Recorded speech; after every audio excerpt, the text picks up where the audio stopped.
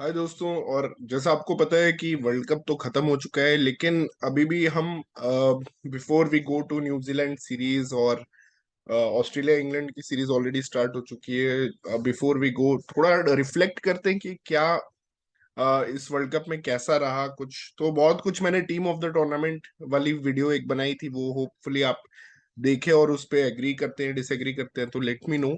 But I want to know कि क्या वो तीन रीजन अगर हमें पकड़ने हैं कि इंडिया नहीं जीत पाई ये वर्ल्ड कप और पाकिस्तान नहीं जीत पाई ये वर्ल्ड कप, तो वो क्या तीन रीजन रहेंगे।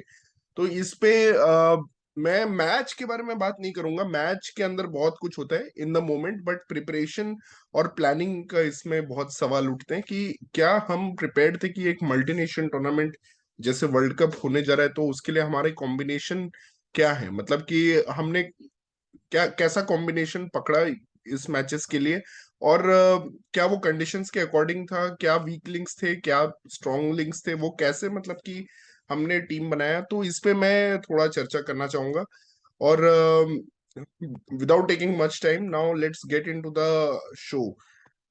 राइट, तो व्हाई इंडिया एंड तो India and first of all let's come to India. So biggest reason I felt was कि सब लोग बोल रहे हैं पावर प्ले स्ट्राइक रेट कम था, पावर प्ले स्ट्राइक रेट कम था, लेकिन पावर प्ले स्ट्राइक रेट कम होने का रीजन मुझे सिर्फ केएल राहुल लगता है। बहुत लोग बोल रहे हैं, मैं भी रोहित शर्मा को बहुत क्रिटिसाइज कर चुका हूँ कि रोहित शर्मा ने भी अच्छा नहीं खेला इस टूर्नामेंट में। बट बाकी फर्स्ट मैच अगर लास्ट मैच अगर छोड़ दें तो बाकी मैचेस में रोहित शर्मा का इंटेंट दिखा, लेकिन केएल राहुल अपने स्ट्रैटेजी और ये जो कान बंद करने वाला पिक्चर है ना, ये कान इन्होंने इसलिए बंद किया हुआ है क्योंकि ये एक्चुअली किसी की नहीं सुनते। ये ना मीडिया की सुनते हैं ना कोच की सुनते हैं। आई थिंक कोच ने भी इनको काफी बोला हुआ है, कैप्टन ने भी बोला हुआ है कि भाई you have to play at a higher strike rate. और आप 19 ओवर का मैच नहीं बना सकते, आप पहला ओवर मेडन नहीं खेल सकते। लेकिन उसके बावजूद ये अपने स्टाइल पे स्टिक करते आए हैं, अपनी वही बेवकूफियां करते आए हैं, मेडन ओवर खेल के प्रेशर बढ़ाना अपने टीम पे। यही सब इनकी कैरेक्टरिस्टिक्स हैं। और ये इस वर्ल्ड कप में नहीं, लास्ट वर्ल्ड कप में एक्चुअली अगर आप पाकिस्तान और न्यूजीलैंड के अगेंस्ट देखें, पाकिस्तान वाले मैच में खैर ये सेकंड ओवर में ही आई थिंक आउट हो गए थे। बट आप न्यूजीलैंड वाली मैच अगर गौर करें ना, आप न्यूजीलैंड वाले मैच में वहां भी इन्होंने ऐसे ही प्रेशर बनाया था और ईशान किशन को आउट किया था। तो दूसरा person always has to be the aggressor when KL Rahul is playing, and that adds to the vulnerability. दूसरा पर्सन जो है जैसे रोहित शर्मा है, वो वल्नरेबल हो जाते हैं। इसलिए मैंने बहुत शुरू में जब एशिया कप में विराट ने एज एन ओपनर सेंचुरी मारा था, तो मैंने एक वीडियो बनाया था कि should Virat Kohli replace KL Rahul as an opener. उसका आंसर अगर टीम इंडिया ढूंढ लेती और इनको कैरी नहीं करती इतने दिन, तो वो प्रॉब्लम इंडिया का उसी टाइम सॉल्व हो जाता, क्योंकि विराट और रोहित ने जब भी ओपन किया है बहुत अच्छे अच्छे पार्टनरशिप्स दिए। तो आई डोंट नो मतलब क्या था इनके पीछे, मतलब इनको इतना ऐसा कुछ टी20 में इन्होंने आईपीएल में बस ऑरेंज कैप लेते हैं, कभी मैचेस जिताया नहीं, कभी मैचेस अपने टीम को तो जिताया नहीं है। और बस मयंक अग्रवाल का भी इन्होंने टेक्निक खराब कर दिया। और बाकी प्लेयर्स के जो इनके अंडर जैसे पूरन मैक्सवेल जो भी खेलते हैं वो सफर ही करते हैं। तो आई डोंट नो मतलब इनको इतना टी20 में, I agree is a great batsman of test and one day, but I don't know मतलब इस फॉर्मेट में इनको क्यों एज अ बर्डन मतलब कैरी कर रहे हैं। 85 का स्ट्राइक रेट अगर आप पावर प्ले में मतलब पूरे टूर्नामेंट में उनका रहा है, और रोहित शर्मा का 86, को मतलब what was the need of मतलब going with this game plan, जब आप पूरे टूर्नामेंट के पहले बोल रहे हो कि विल प्ले एग्रेसिव क्रिकेट। तो कोई लॉजिक ही समझ नहीं आया। और ये मुझे लगता है one of the main reason है कि पावर प्ले वो वो तो एक लैग फैक्टर है, लैगिंग इंडिकेटर है कि आपके पावर प्ले में रन स्कोर बन रहे हैं, कम रन्स बन रहे हैं। बट लीड इंडिकेटर इसका ये है कि आपने केएल राहुल को जरूरत से ज्यादा ही बैक किया। जब उन्होंने बिल्डअप टू द टी20 वर्ल्ड कप में कुछ मैचेस खेले ही नहीं, ईशान किशन ने खेले सारे मैचेस, ऋतुराज गायकवाड़, रोहित शर्मा ने कुछ मैचेस खेले। बट केएल राहुल ने तो सीधा वो जिम्बाब्वे में और फिर वो एशिया कप में और फिर वो वर्ल्ड कप में आए, मतलब ही स्ट्रेट अवे केम इन। और उसमें किसी में भी उन्होंने परफॉर्म नहीं किया। ठीक है, अगर वो एंकर है तो वो रुक जाते क्रीज पे 10 12 15 ओवर, तो वो भी उन्होंने नहीं किया। सिर्फ बांग्लादेश के अगेंस्ट वो इनिंग्स एक उन्होंने ऐसा खेल दिया, लोग पूरे पागल ही हो गए, मतलब ऐसा कोई खास नहीं। तो I would say that team management is definitely at fault, selectors are definitely at fault for keeping him in the team. क्योंकि ऑब्वियसली आप इनको वाइस कैप्टन बना रहे हो, ये तो सिलेक्टर्स का भी कॉल है यहाँ पे, डेफिनेटली टीम मैनेजमेंट के साथ कंसल्ट करके। बट यहाँ पे सिलेक्टर्स का भी are equally to be blamed for this. So this is my number one reason, which is carrying the burden of KL Rahul. Number one reason. Number two reason that comes is Yuzi Chahal, जो ऐसे ही बैठे रहे पूरे tournament में। आपके हर team में जब एक लेग स्पिनर है, और leg spinner is proving to be a wicket taking option, even a defensive leg spinner like Shadab Khan, जो डिफेंस पे रहते हैं, ज्यादा फ्लाइट नहीं करते बॉल को, वो भी विकेट्स ले रहे हैं। हसरंगा तो खैर विकेट टॉप विकेट टेकर है टूर्नामेंट के। जैम्पा ऑब्वियसली बहुत अच्छा बॉलिंग करते हैं, लास्ट वर्ल्ड कप जिताने में उनका, मैं तो उनको मैन ऑफ द सीरीज देता हूँ 2021 वर्ल्ड कप के लिए। ऑल्दो आई थिंक वो मिच मार्श या किसी को मिला था, मिच मार्श को मिला था, बट जैम्पा ने एग्जेम्पलरी बॉलिंग की। और हर टीम के पास आप देख लो, कौन सी ईश सोधी है न्यूजीलैंड में, तो इंग्लैंड में ऑब्वियसली आदिल रशीद ने लास्ट 3 मैचेस में जो बॉलिंग की एडिलेड और मेलबर्न के पिचेस में, तो वो एकदम छाए रहे। और शेन वॉर्न के मेमोरीज। तो एक ऑस्ट्रेलिया में क्या होता है कि आपके जब मिडिल ओवर्स आ जाते हैं, और आप एक फील्डर को एकदम डीप मिड विकेट पे खड़ा कर देते हो, long on long off cover कर देते हो, तो उसके बाद आप लेग स्पिनर को मारोगे कहाँ? कवर्स पे मारना इज नॉट दैट इजी। तो अगर आप टाइट लाइन करो तो कवर्स पे बैट्समैन अपने आप को रूम देके कवर्स में नहीं मार सकते, इट्स नॉट दैट इजी। और ये सब ने स्ट्रगल किया, पाकिस्तान ने स्ट्रगल किया। जब भी ये गूगली इनके पास एक वेपन है, वो उससे विकेट निकाल सकते थे।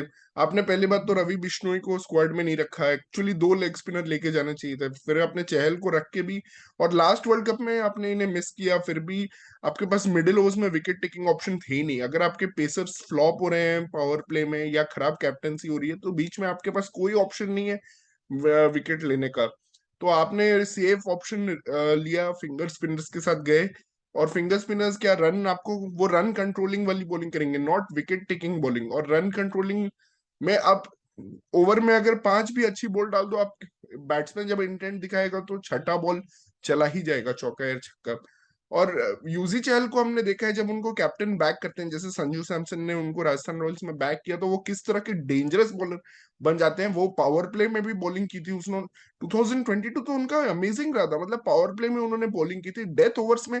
18 ओवर में आप याद करो, पैट कमिंस और वो केकेआर के 2-3 बैट्समैन निकाल लिए थे, वो इतना इंटरेस्टिंग मैच था, आई डोंट अंडरस्टैंड। और सबसे बड़ी बात, इनका ऑस्ट्रेलिया में अच्छा परफॉर्मेंस रहा है। लास्ट ईयर जो 2020 में कोविड के टाइम T20 सीरीज हुई थी, उसमें भी एक मैच में ये मैन ऑफ द मैच रहे थे। तो आई डोंट अंडरस्टैंड कि क्या लॉजिक था। और अगर आप फिंगर स्पिनर्स, तो ऐसा कोई अश्विन का लिमिटेड ओवर्स में कोई खास अच्छा रिकॉर्ड रहा नहीं है, और ना ही वो आपके बिल्डअप में थे। तो सडनली आप ये मूव करते हो कि अश्विन और अक्सर से ने तो आपने बॉलिंग ही नहीं करवाई है। तो आई डोंट नो, मतलब ये मूव बहुत ही कंफ्यूजिंग था। और यूजी चहल को, मतलब कि एंड तक, जब जिम्बाब्वे वाला मैच हम क्वालिफाई कर गए थे, उस मैच में भी आपने ट्राई नहीं किया, उस मैच में भी आपने नहीं देखा। और बड़े ग्राउंड्स में, एडिलेड सिडनी में भी, जो छोटे ग्राउंड्स है, उसमें भी इनको बहुत टर्न मिलता है और बहुत मजा आता है इनकी बॉलिंग देखने में। और पता नहीं, ये तो एकदम शॉकिंग है, मतलब शॉकिंग मूव, मतलब this is such a move that should get a coach और a captain fired, if you have Yuzi Chahal in your squad but you are not playing him in the 11। तो ये एकदम शॉकिंग मूव मेरे हिसाब से है। तो नेक्स्ट, आई वुड से the third most big factor was the planning. जैसे कैप्टनसी हुई है, आई मीन ऑलराउंडर्स पे कभी इस मैनेजमेंट ने ट्रस्ट नहीं किया। अभी आप देखो, वेंकी अय्यर, जब ये लास्ट ईयर का साइकिल खत्म हुआ था, तो वेंकी अय्यर आ गए थे टीम में, वेंकी अय्यर को बॉलिंग ही नहीं दी। फिर दीपक हुड्डा को ले आए, दीपक हुड्डा को बॉलिंग ही नहीं दी। दीपक हुड्डा को एशिया कप में भी खिलाया, वहां भी बॉलिंग नहीं दी। दीपक हुड्डा को साउथ अफ्रीका के अगेंस्ट खिलाया, वहां भी बॉलिंग नहीं दी। तो सिक्स्थ बॉलर आप उनको यूज ही नहीं करना चाह रहे हो, तो आप बार बार उनको खिला रहे हो, आपको ट्रस्ट ही नहीं है अपने बॉलिंग अटैक पे। अगर इंडिया इंग्लैंड वाला सेमीफाइनल जो हुआ, उसमें रोहित शर्मा को ट्रस्ट होता कि मेरी बॉलिंग अटैक डिफेंड कर लेगी, जैसे पांड्या, बैटिंग पे हमें ट्रस्ट था कि समवन विल फायर, पांड्या ने फायर किया, Surya Kumar, someone will fire, and even if we are 31 for 4 like we were against Pakistan, we will take the match. आपको बॉलिंग में वो कॉन्फिडेंस ही नहीं था। आपने अर्शदीप को क्यों नहीं दिया 4th over? Because you didn't have the confidence. आपको लगा जॉस बटलर स्विंग खत्म हो रहा है, जॉस बटलर मार देगा, because you didn't have the confidence in your bowlers. Obviously हमारे पास हाई स्पीड पेसर्स नहीं थे, फिर भी हमारे पेसर्स का जो स्ट्रेंथ था वो उनपे खेल रहे थे, वो था स्विंग, स्विंग एंड सीम, वो कर रहे थे वो लोग। लेकिन आपको कॉन्फिडेंस नहीं था उनपे, और ये कॉन्फिडेंस आपको होना चाहिए था, क्योंकि ये एक अच्छी क्रिकेटिंग नेशन है इंडिया, और इसके पेसर्स बहुत अच्छे हैं, हाई क्वालिटी के। तो आप अक्षर पटेल को क्यों दे रहे हो? मतलब कि एक डिफेंसिव ऑप्शन जो विकेट टेकिंग नहीं होने वाला है, डेफिनेटली उसने उन्होंने विकेट टेकिंग लेंथ्स नहीं डाले, फुल नहीं डाला जॉस बटलर को। ठीक है, तो वो टर्निंग ट्रैक भी था, तो आपको फुल डालना चाहिए था ताकि जॉस बटलर के स्टंप्स पे लगने का कोई चांस होता नहीं, लेकिन कोई फुल बॉलिंग नहीं की। तो it was pure lack of confidence by team management on their bowlers, कि उनके बॉलर्स की कैपेबिलिटी को टीम मैनेजमेंट ने खुद अंडर एस्टिमेट किया, तो ऑपोजिशन क्या क्रेडिट देगी? ऑब्वियसली 170 रन मारेगी। जब टीम मैनेजमेंट को बिलीफ नहीं है, जब आप यूजी चहल को पे बिलीव नहीं कर रहे हो, जब आप अर्शदीप सिंह पे पावर प्ले में एक और ओवर, आपको मस्ट विन विकेट चाहिए वहां पे जॉस बटलर का, और फर्स्ट ओवर में जब ट्रबल कर रहा है अर्शदीप, आप उसको बॉलिंग नहीं दे रहे हो, तो ऑब्वियसली ये होना ही था। आप सडनली अपना स्ट्रेटेजी चेंज कर रहे हो कि अक्षर पटेल 2 ओवर स्पिन में डालेंगे।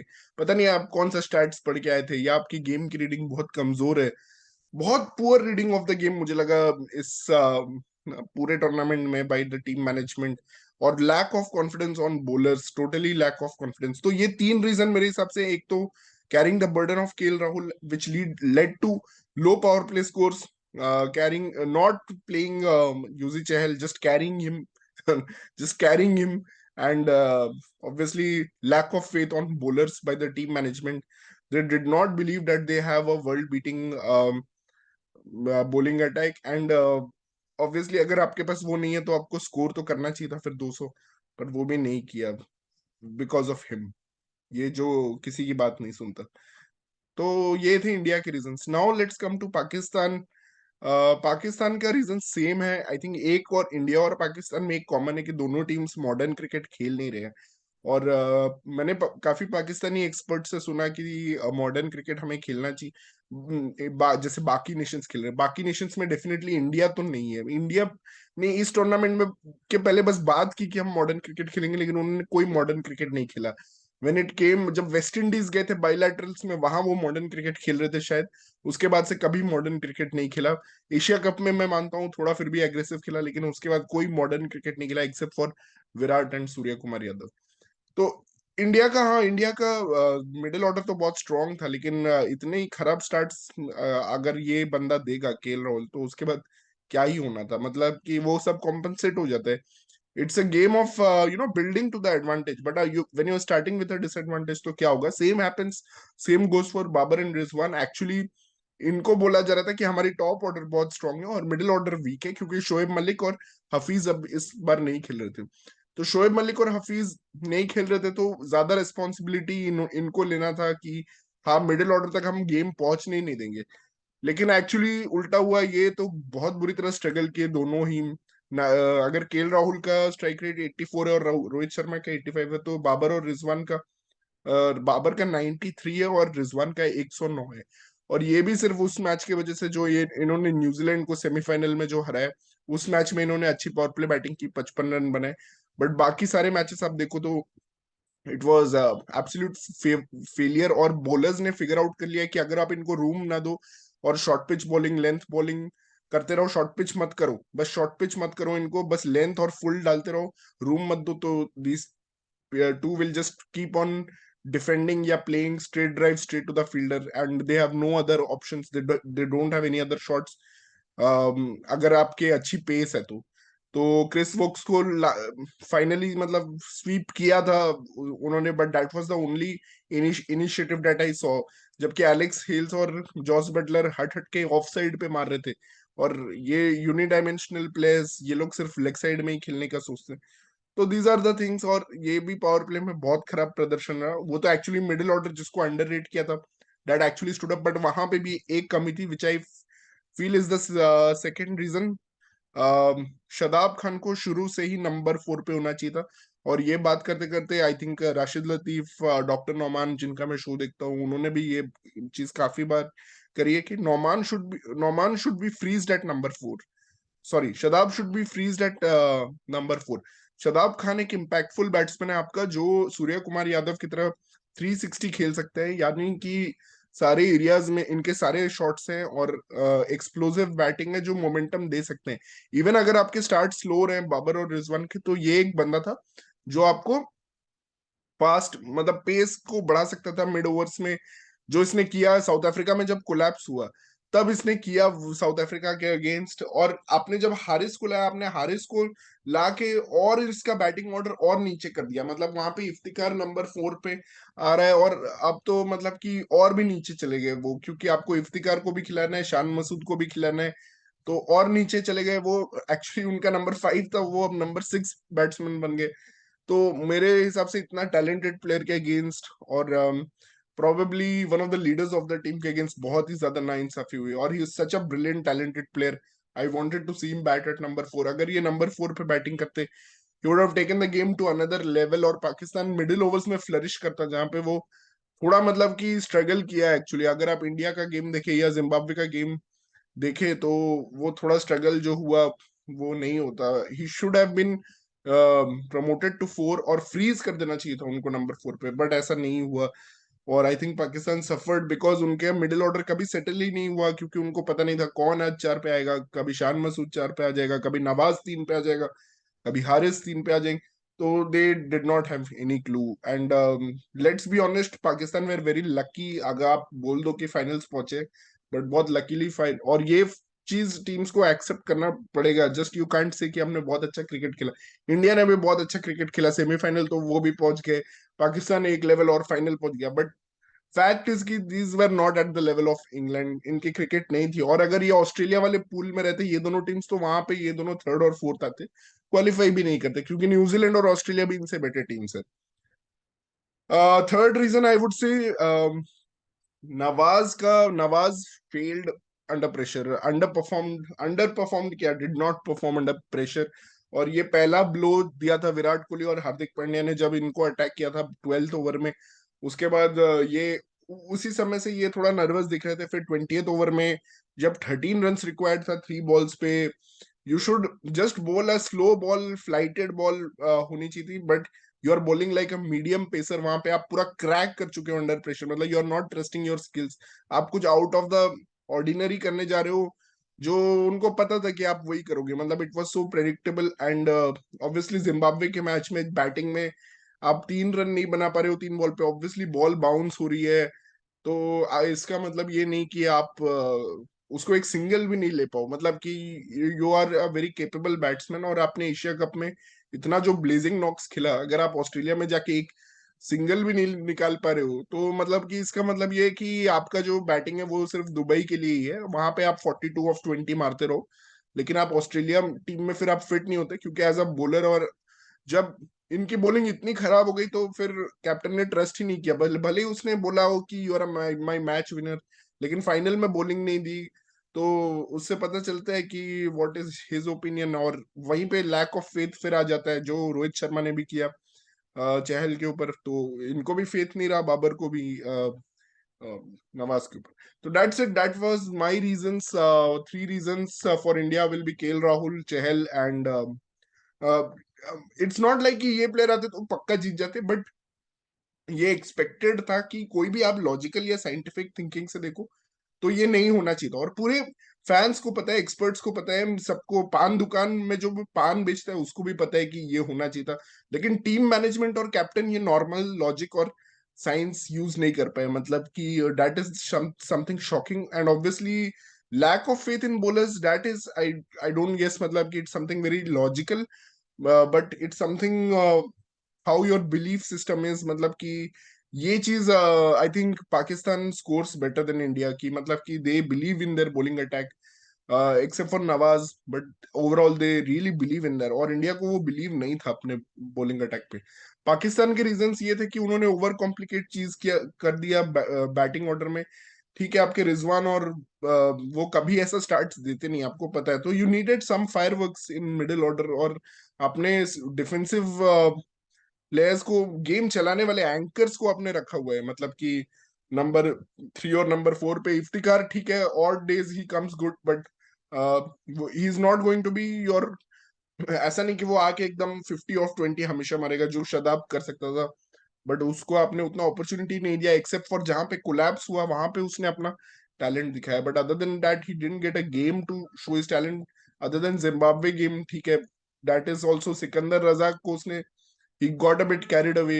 उसने छक्का मारा फिर वो आउट हो गए. But he should have been the number 4, and Nawaz obviously should have finished both the games against India and Zimbabwe, and Pakistan would have probably qualified as the number 1 team of that group. So these were the my reasons. आप मुझे बताएं कि आप agree करते हैं या नहीं करते हैं, and we'll have a discussion over it. Thank you guys. Thank you and keep following our channel.